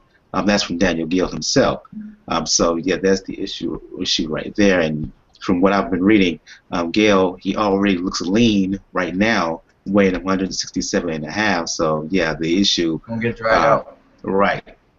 Yeah. So basically, Cotto's drying him out, sucking him out, which means Cotto's gonna take him in the later rounds. That's why Freddie Roach said by round 8 they're gonna have him, because basically this is not going to be the full-fledged Daniel Geale you're going to see. You're going to see a weight drain, slightly sluggish in the later rounds Daniel Geale. That's going to happen. Yeah, that's why. And for my prediction, look, Geale, a fully healthy Geale has the style, size, more importantly, and skill set to give the smaller Cotto trouble. But the problem is, I think he's not going to be full 100% Daniel Geale heading to this fight. He already had some issues making 160 pounds to begin with. He's going to be weaker now, and in the past, Geale has not shown that much power. No, so how is he really going to hurt Cotto, particularly now that he's weight drained? I think Cotto. And when both guys rehydrate. When both guys rehydrate, the difference in weight is not going to be that much. Right. Because Cotto comes in at about 165, 167. And the fear is that Geale is going to be so weight drained going in, so depleted making the weight, that he's not going to put on the sufficient amount of weight to be strong heading into the fight. So normally guys will have issues making weight. Well, there's two scenarios with guys who have issues making weight. They usually take the necessary nutrients and hydrate themselves and eat the proper foods to put on a good bit of weight, 10 pounds or more. Or you could have a case with De La Hoya and Pacquiao, where they're so weight drained they don't really want to eat, and they only put maybe a couple, 3 pounds at most. I think that's going to be the latter is going to be the situation with Daniel Geale. And given how smart Cotto is, how skillful Cotto is, you got to give him that. He's a skilled guy. He's a very smart guy. He's going to use the jab. He's going to move around, force Geale to move his feet.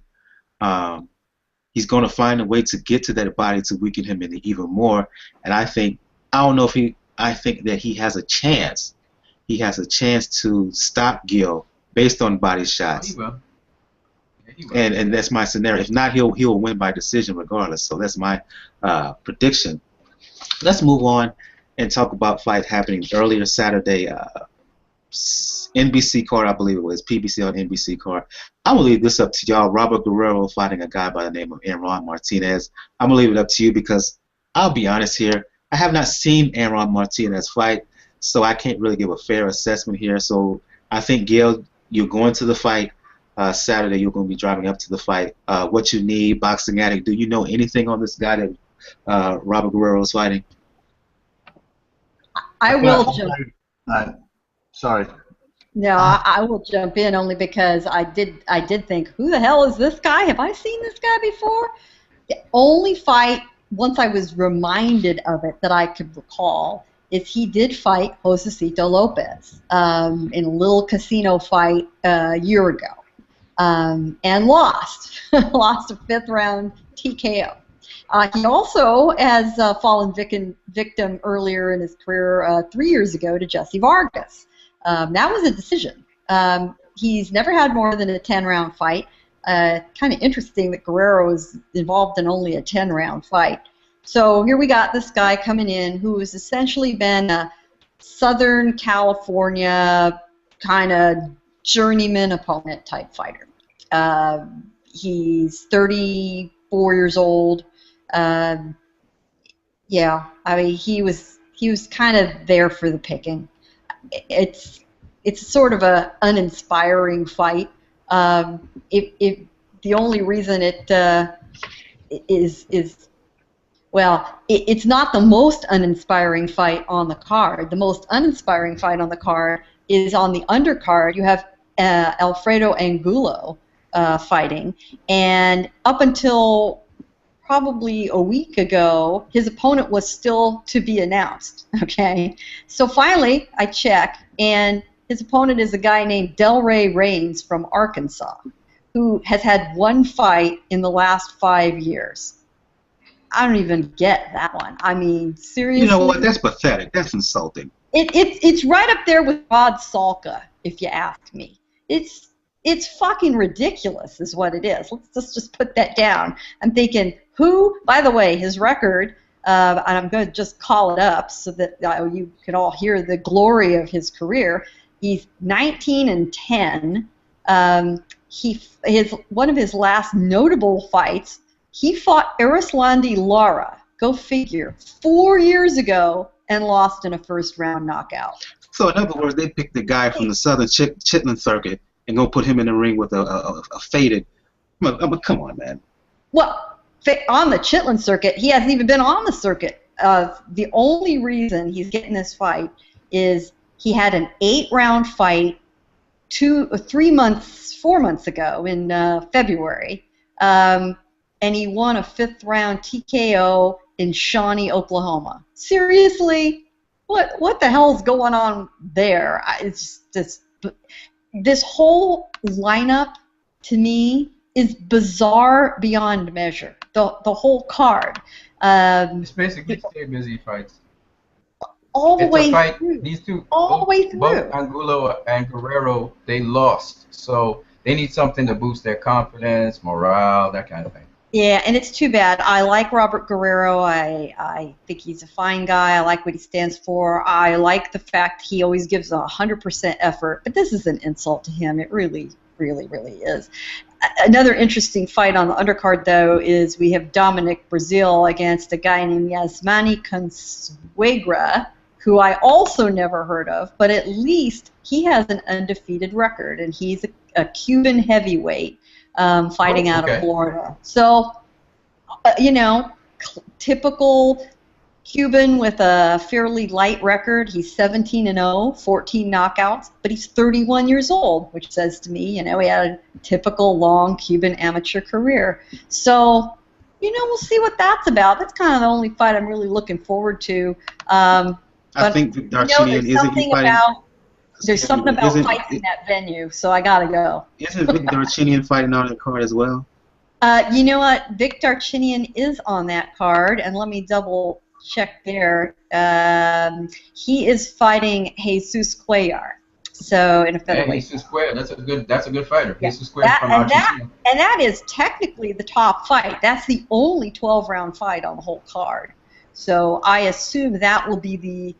Well, I assume that'll be the undercard fight everyone sees, although maybe you're going to see the Angulo fight on the undercard. I'm not quite sure. Televised undercard. We'll see. But it's going to be a strange lineup because the broadcast is at 3 p.m. Eastern, which makes it noon on the West Coast. So we're going to have one fight at 11 o'clock in the morning on the West Coast. I don't know what the hell fight, which one that's going to be. Then they're going to do the 2 televised fights, and then they're going to hold the rest of the card the rest of the afternoon. So essentially, most of the card is going to be walk-off fights. Well, we'll see what happens. Could just be strange. If Angulo loses to this dude, he really needs to hang it up. And again, another guy who, to deal with him, you just cannot help but like him, root for him. He really works hard, but damn.